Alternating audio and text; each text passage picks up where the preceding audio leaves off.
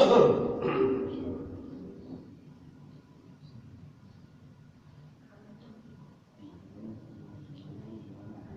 mulai nggih.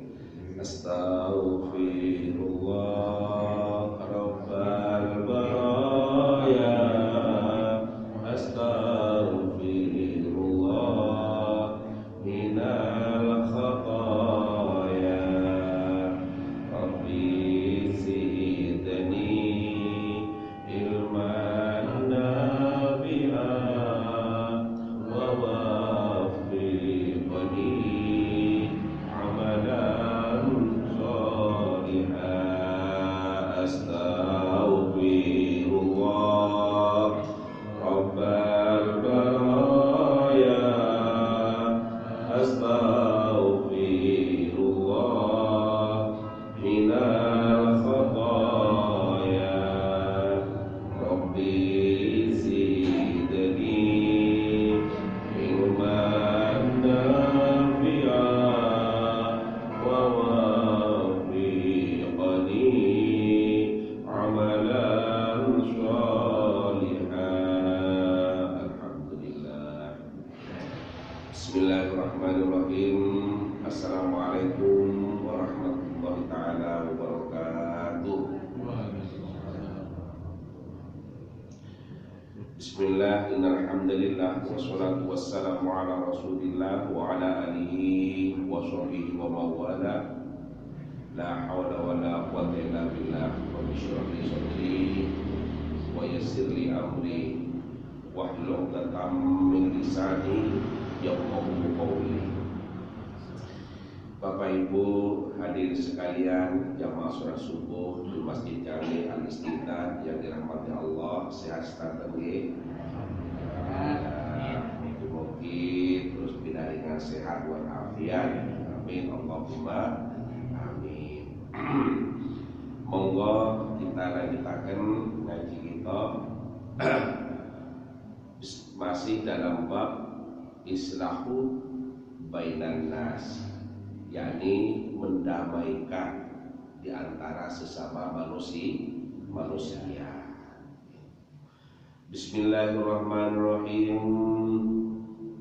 Wa an Aisyah radhiyallahu anha qalat, dari Siti Aisyah semoga Allah ridho kepadanya, qalat, beliau berkata. Siti Aisyah ini seperti yang kita ketahui bersama adalah istri Rasulullah yang paling muda.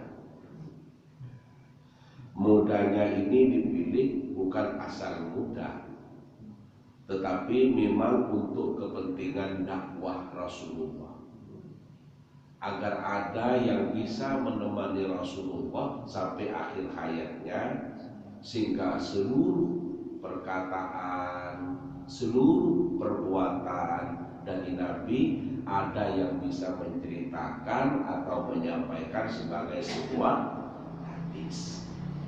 Karena hadis itu bukan hanya perkataan, ya perbuatan, ya penetapan, itu semuanya adalah hadis. Maka dipilih Siti Aisyah ini sebagai istri yang sangat muda pada waktu itu adalah agar ada yang menemani Rasulullah itu sampai di akhir hayatnya, untuk bisa menceritakan tentang hadis-hadis dari Rasulullah, mulai dari perkataannya, perbuatannya sampai penetapannya. Min qawlihi wa takririhi, min qawlihi wa fi'lihi wa takririhi. Apa kata Sayyidah Aisyah ini? Sami'a Rasulullah sallallahu alaihi wasallam sauta husumin bil babi aliyatan aswatuhuma.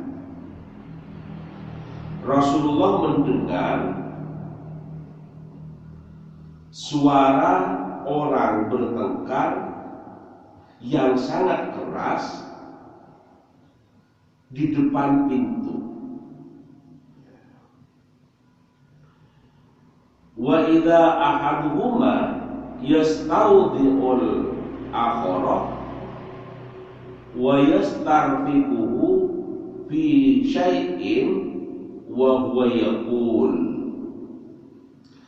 Salah satunya ada yang minta keringanan hutang dan minta kemudahan-kemudahan, tetapi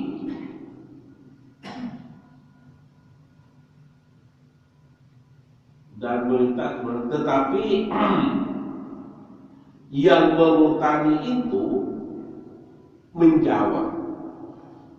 Apa jawabannya? Wallahi la af'alu, demi Allah saya tidak akan memenuhi permintaanmu.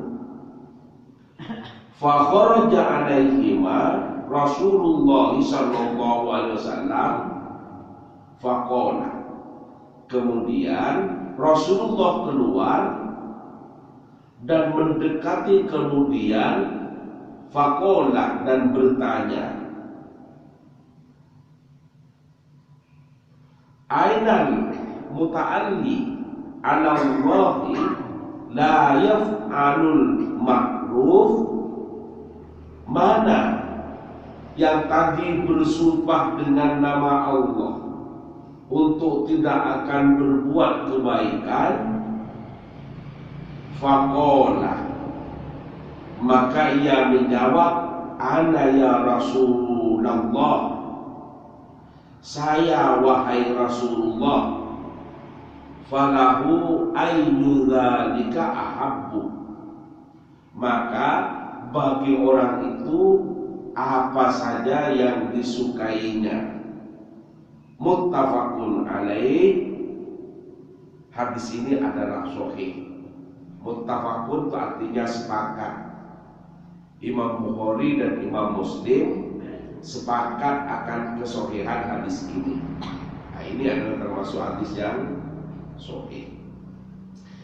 Para hadirin, para jamaah yang dirahmati Allah, apa yang dimaksudkan dalam kandungan hadis ini? Saya memberikan uraiannya dulu. Dalam kitab yang lain itu diberi penjelasan yang lebih lengkap. Artinya ada pensyarahannya dari hadis ini, bahwa satu ketika itu Rasulullah mendengar suara orang yang bertengkar. Masing-masing suaranya sangat meninggi. Namanya orang bertengkar. Kalau bisik-bisik kan bukan bertengkar, ya. Ini bertengkar. Para mau nanti. Itu bukan bertengkar. Bertengkar, masing-masing suaranya meninggi. Nah, dalam syarah hadis yang lain itu disebutkan bahwa yang bertengkar ini adalah Ka'ab bin Malik, yang lawannya itu atau satunya itu adalah Abdullah bin Abi Hadrat al-Aslami. Abdullah bin Abi, Abdullah bin Abi. Nah, dari pertengkaran ini Abdullah bin Abi itu punya hutang kepada Ka'ab bin Malik. Sebagai orang yang punya hutang, maka Abdullah bin Abi ini minta potongan. Yang asalnya misalnya 10 juta, hutangnya minta dikurangi. Sudah minta dikurangi, masih minta lagi untuk penundaan pembayaran. Nah, katanya Ka'ab ini, kamu minta penurunan hutang, iya, terus mau bayar, enggak. Terus gimana? Minta penundaan hutang, saya beri keringanan, beri toleransi, saya mau bayar kapan-kapan. Kalau pakai bahasa Surabaya, mungkin katakan gundulmu, mungkin begitu. Kalau bahasa Surabaya. Nah, jadi ini ada pertengkaran yang suaranya saling meninggi sampai kedengaran ke depan pintu oleh Rasulullah. Kemudian karena terdengar suara yang keras, orang ini saling bertengkar, satunya tetap ngotot minta penurunan hutang, sudah minta penurunan bukan mau bayar, masih minta menunda bayarnya. Kemudian didatangi oleh Rasulullah. Diukur dengan kita saja, hutangnya sudah lama tidak bayar, minta potongan separuh, kemudian bukan berarti mau bayar, masih mau minta bayar nanti. Maka wajar rasanya Ka'ab bin Malik ini marah. Jadi saling sama meninggi suaranya. Nah, kemudian dengar suara rame-rame kayak gitu, didatangi oleh Rasulullah. Ya. Kemudian Rasulullah itu mendatangi, sebelumnya itu mendengar, wallahi la af'al. Katanya Ka'ab itu kepada Abdullah, demi Allah saya tidak akan memenuhi permintaanmu itu.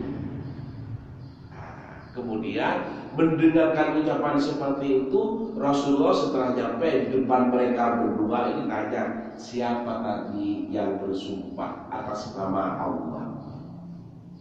Kemudian Ka'ab bin Malik menjawab, saya ya Rasul. Anak ya Rasulullah. Kemudian bersumpah untuk tidak berbuat baik, bersumpah dengan atas nama Allah. Wallahi itu kan bersumpah dengan atas nama Allah. Bersumpah dengan atas nama Allah untuk tidak berbuat baik. Seandainya memotong hutangnya Abdullah bin Abid itu dipotong atau dikurangi, kemudian menunda pembayarannya itu adalah disetujui, ini kan namanya perbuatan baik. Perbuatan baik. Ini tidak menyetujui, bersumpah untuk tidak berbuat baik, sama hanya kan begitu.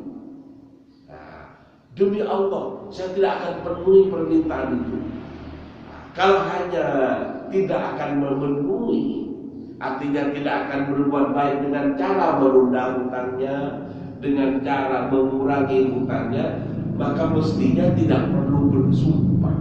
Kira-kira kan seperti itu. Kok sampai bersumpah atas nama Allah hanya akan tidak berbuat baik? Kan gitu. Maka kemudian Rasulullah dengan santunnya, siapa tadi yang bersumpah atas nama Allah hanya untuk tidak berbuat baik itu? Saya ya Rasulullah.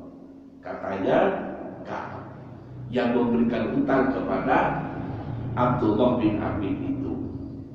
Kemudian dalam lanjutan hadis ini, falahu ayyudzalika ahabbu, maka bagi orang itu apa saja yang ia sukai. Maksudnya kalau begitu ya Rasulullah, terserah tiang niki pun. Tiang niki maksudnya yang berhutang itu. Yang berhutang adalah Abdullah bin Abid, yang memberi hutang adalah Ka'ab bin Malik. Kalau begitu sudah terserah yang ini ya Rasulullah. Mau minta salah satunya penundaan saja saya setujui, atau minta potongannya, hutangnya dipotong saya setujui, atau minta kedua-duanya saya setujui. Falahu ayyudzalika ahabbu, maka bagi orang itu apa saja yang disukainya. Kalimatnya seperti itu. Bapak Ibu hadirin sekalian yang saya hormati, setelah kita memahami tentang makna atau kandungan global dari hadis ini, apa kesimpulan dari hadis ini? Saya memberikan sebuah kesimpulan bahwa yang pertama, boleh-boleh saja orang itu ikut campur tentang urusan orang lain, tentang pertikaian orang lain, jika itu bukan urusan rahasia dan tujuannya adalah untuk mendamaikan. Jelas gitu? Boleh ikut campur urusan orang lain jika itu bukan urusan rahasia mereka dan tujuannya adalah untuk mendamaikan. Itu. Tetapi kalau urusan rahasia tidak boleh. Kita harus menghormati. Setiap orang pasti memiliki hak privasi. Hak privasi orang itu tidak boleh kita intervensi. Itu. Jadi kita harus saling menghormati orang lain. Setiap orang pasti memiliki hak asasi. Saya punya hak untuk merahasiakan rahasia saya. Jenengan punya hak untuk merahasiakan rahasia panjenengan. Tidak boleh orang lain itu ikut-ikut mengungkit jika itu adalah urusan yang rahasia. Tetapi dalam hadis ini boleh ikut urusan orang lain jika bukan urusan rahasia dan tujuannya adalah untuk mendamaikan. Ngerti? Judulnya ini kan Al-Islah Bainan Nas, mendamaikan di antara orang manusia yang berseteru, yang bermusuhan, yang berkonflik. Itu. Kemudian yang kedua, dalam konteks ini artinya ikut mendamaikan orang yang berseteru, tentu harus tahu cara-cara atau langkah-langkah penyelesaiannya. Bukan hanya sekedar ikut campur. Solusinya yang terbaik seperti apa? Dia punya taktik, punya strategi untuk mengatasi sehingga ada solusi jalan tengah atau win-win solution yang tidak merugikan salah satunya. Diajak berdamai tapi tidak ada pihak-pihak yang dirugikan, semuanya sama sepakat sebagai jalan keluar yang terbaik. Atau problem solving, penyelesaian masalah yang terbaik. Maka orang yang ingin mengatasi itu bukan asal keinginannya saja ingin mengatasi, tapi memang memiliki strategi yang jelas, langkah-langkah yang tepat untuk menyelesaikan konflik mereka yang sedang berkonflik itu.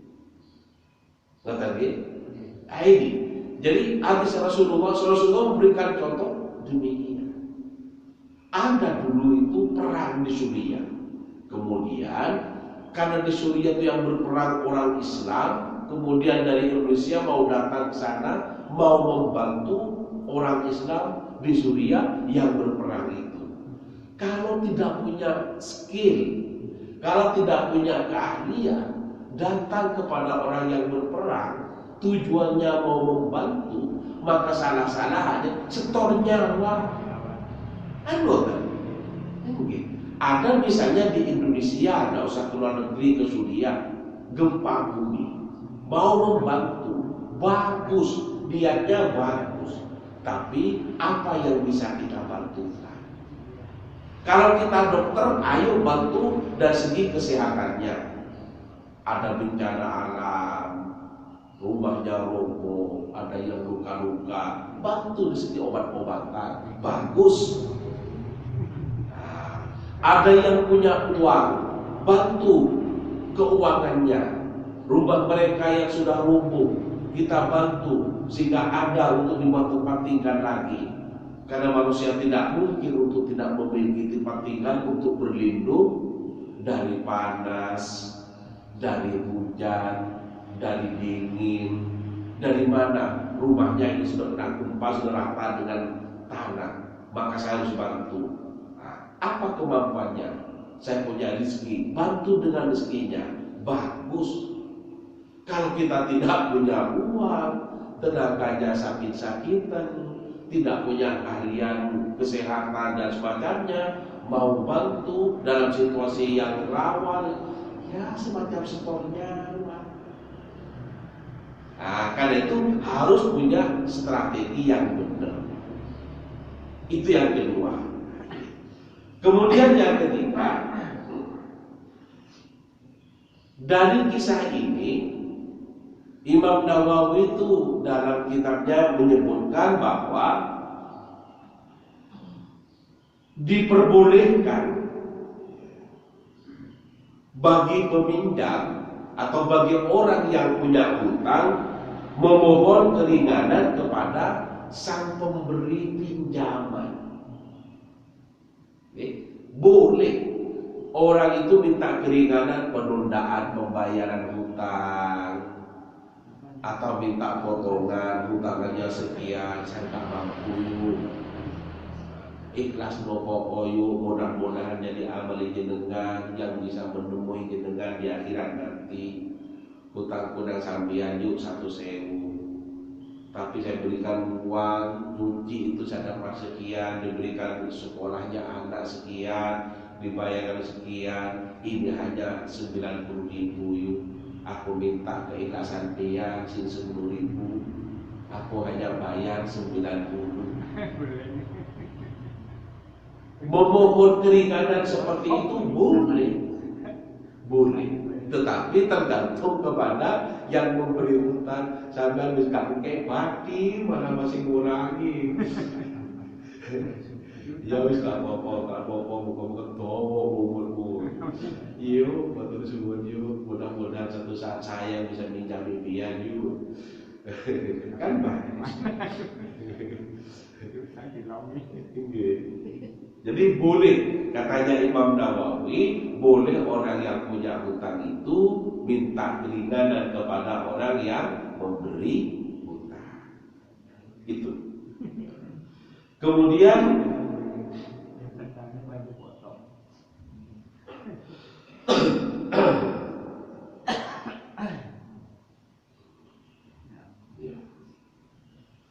tapi ada syaratnya bisa minta itu.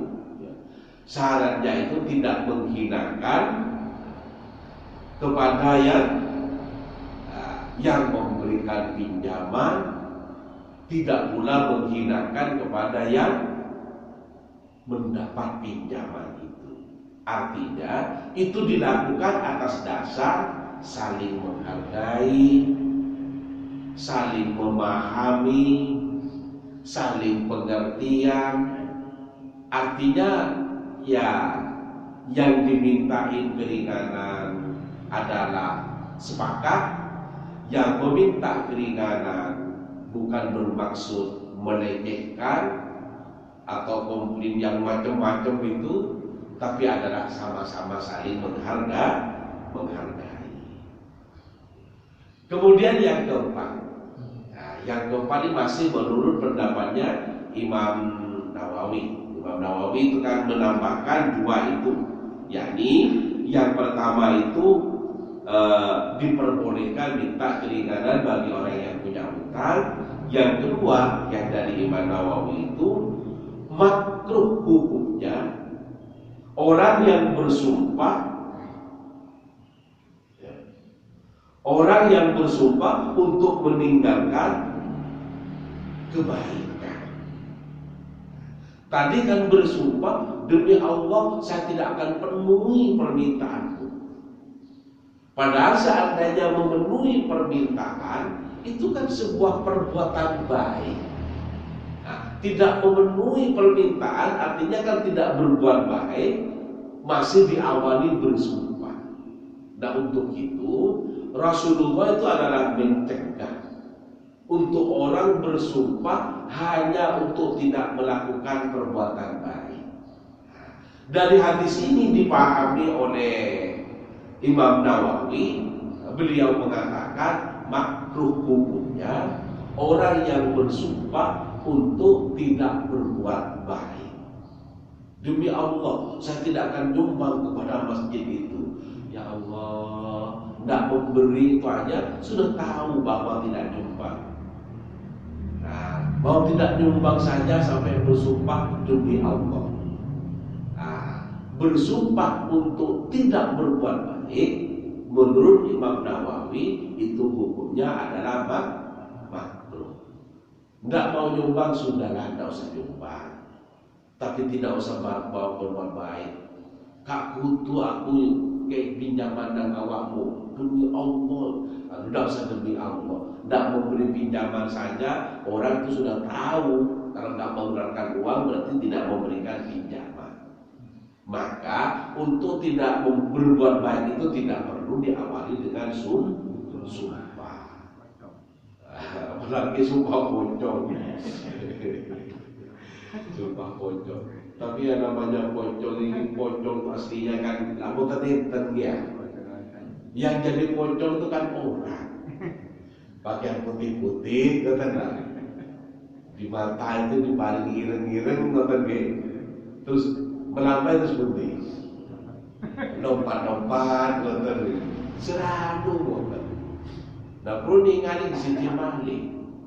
Nah, kalau baca itu caranya nangkap pocong. Wah, ini api tulisan ini caranya nangkap pocong. Terus bawa tali. Kok ditaleni? Nah, ternyata bunyi-bunyi berulang-ulang, gelap. Ada di sana ada lompat-lompat putih, bukan? Terus dia pakai mukena itu, tapi depannya diireng-ireng matanya lompat-lompat. Sing moral yang mendatangi itu dua orang, pegang tali dua, satunya pegang di ujung, satunya pegang di ujung. Nah, kemudian apa kuntilanak ini pocong ini lompat-lompat. Nah talinya itu berdua diputer. Jadi diputer, pocongnya lompat. Nah, jadi talinya diputer seperti ada lompat tali. Akhirnya ya main pocong dengan yang diparani.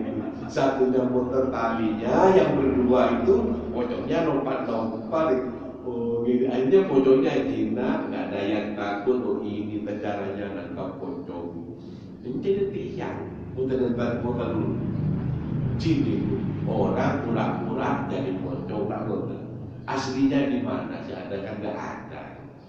Nah, tetapi itu menjadi imajinasi anak-anak kalau semua pocong.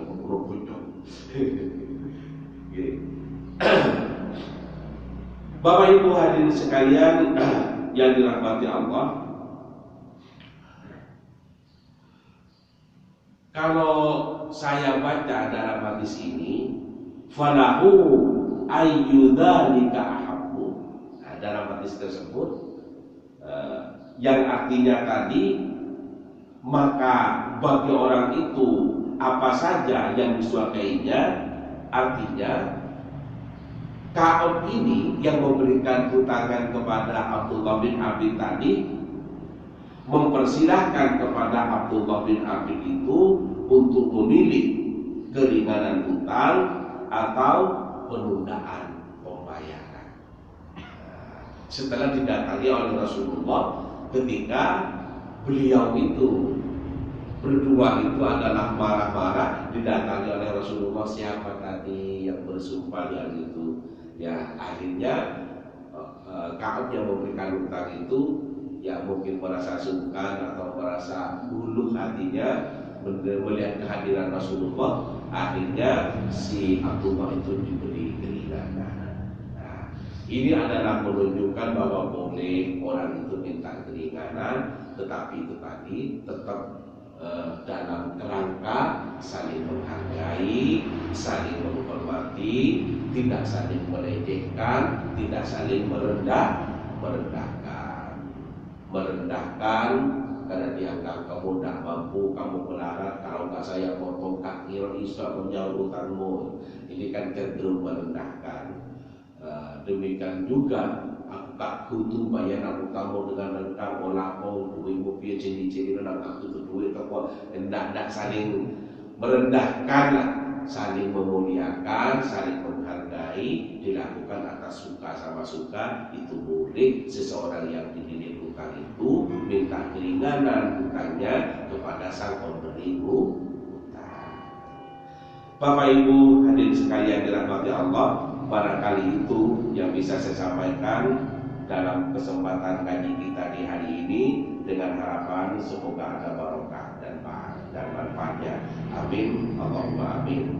Mari kita akhiri kaji kita dengan berdoa, semoga Allah mengijabahi doa kita. Al-Fatihah. A'udzubillahi minasyaitonir rajim. Bismillahirrahmanirrahim. Alhamdulillahirabbil alamin. Arrahmanirrahim. Maliki yaumiddin. Iyyaka na'budu wa iyyaka nasta'in. Ihdinas siratal mustaqim. Siratal ladzina an'amta 'alaihim ghairil maghdubi 'alaihim waladdallin. Bismillahirrahmanirrahim. Alhamdulillahirabbil alamin. Allahumma aghnina bil 'ilmi wa zayyinna bil 'ilmi wa aqrimna bit taqwa wa jammilna bil 'afiyah wa tawaffana bi husnil khatimah. Allahumma rabbana anzil 'alaina ma'idatan minas sama' taqulu lana 'inda dawlina wa akhirina wa yatabika warzuqna wa anta khairur raziqin warzuqna wa anta khairur raziqin warzuqna wa anta khairur raziqin. Allahumma yassir lana umurana wa la tu'assir 'alaina. Rabbana hab lana min azwajina wa dhurriyyatina qurrata a'yun waj'alna lil muttaqina imama. Ya Allah, sehatkan kami semua ya Allah. Murahkan rezeki kami semua ya Allah. Jauhkan dari segala kefakiran dan segala kekurangan. Lindungi kami semua ya Allah dari segala musibah. Lindungi kami semua ya Allah dari fitnah. Jadikan anak-anak kami semua ya Allah anak-anak yang soleh, yang tunduk kepada kedua orang tua, yang taat dalam beribadah. Murahkan rezeki kami semua ya Allah, dan karuniakan kepada kami semangat untuk berbagi, memberikan rezeki kami, peduli kepada yang tidak mampu. Ya Allah, terimalah amal ibadah kami ya Allah. Jadikan kami sebagai hamba-hamba-Mu yang soleh. Kalau sudah waktunya kami dipanggil oleh Engkau ya Allah, jadikan kami wafat pada husnul khotimah. Rabbana atina fid dunya hasanah wa fil akhirati hasanah wa qina adzabannar. Subhana rabbika rabbil izzati amma yasifun wa salamun alal mursalin walhamdulillahi rabbil alamin. Amin. Al-Fatihah. A'udzu billahi minasyaitonir rajim. Bismillahirrahmanirrahim. Alhamdulillahirabbil alamin. Arrahmanirrahim. Maliki yaumiddin. Iyyaka na'budu wa nasta'in. Ihdinas siratal mustaqim. Siratal ladzina an'amta 'alaihim. Demikian, assalamualaikum warahmatullahi wabarakatuh.